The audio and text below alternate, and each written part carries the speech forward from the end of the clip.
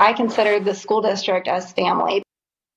New tonight, a hurting community pulling out all the stops to help their own. Kids who had their prom canceled because of a fatal car wreck are getting another chance thanks to the generosity of others.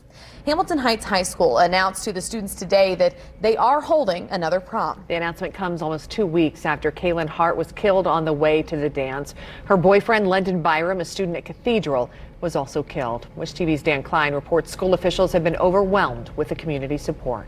You know, it's just part of the reason they felt like they owed it to the kids to accept the kindness of so many strangers. From the venue to the tuxes to the food and even the special hairstyles, it's all free. There will also be some chances to honor Kaylin's memory.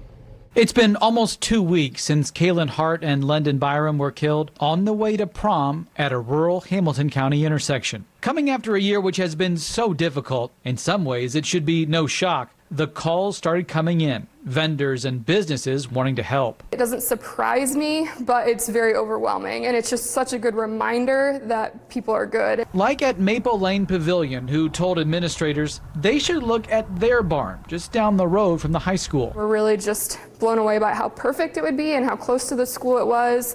And when we stood there and asked her, okay, what would we owe you for this? I kind of looked at her all confused because I was like, I didn't want you guys to come out here to try to make a sale. Like, I wanted you to come out here to see what I could offer you. And that was just the beginning. The Elite Banquet Center in Kokomo, where the original prom was supposed to be held, offered to cater for free. The J. Everett Light Career Center, where some students attend, is providing free hair services from its cosmetology students and free desserts from its culinary students. After prom at Bowl 32 in Noblesville is also free. Staff first informed Kaylin's family, then told the students on Thursday. It was really fun to see their faces and how respectful they were in hearing that information and knowing there's still a lot of emotion involved, but to really see their demeanor kind of shift and be excited about this event. Louie's Tux Shop, where 28 had rented their tux initially, offered free re-rentals at first, then called back 2 days later to offer free rentals to all. That was something that I feel like they really lit up about. I mean, they understand how expensive that is, and I think that was one of their first thoughts, honestly, for the guys. It was cool to see that, and it definitely means a lot to them. Everyone hopes this helps the community heal,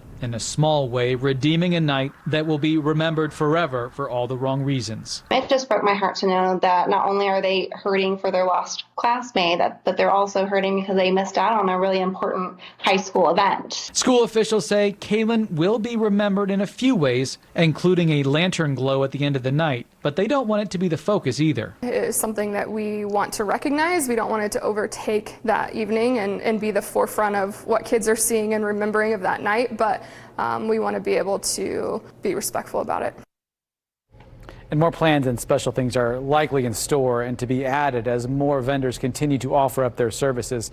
Now, the rescheduled prom is set for Thursday, June 3rd, the day after the last day of school and 2 days before graduation. For students who choose not to go for whatever reason, they can get a full refund of their ticket or donate the cost of their ticket to Kaylin Hart's Memorial Fund. So far, I'm told 98% of students have told the school they're going to go to prom, though. Reporting in the studio, Dan Klein, Wish TV, wishtv.com, and be sure to follow us on Facebook.